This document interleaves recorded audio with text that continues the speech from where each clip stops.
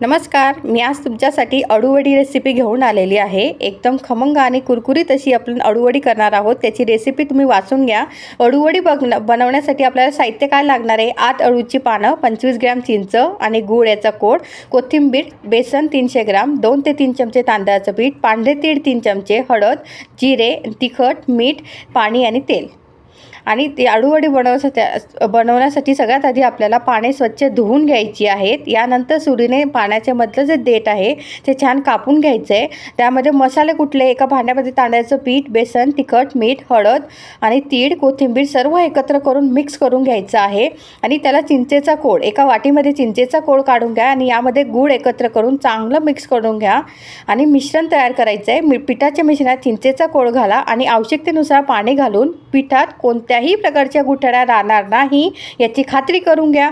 आणि जे आपण पाण्यात धुवून घेतलेले आहे त्या पानांचे देठ काढून त्यावरती आपल्याला हे मिश्रण उलटसुलट करून पानं हे मिश्रण लावून गुंडाळी करून घ्यायची आहे।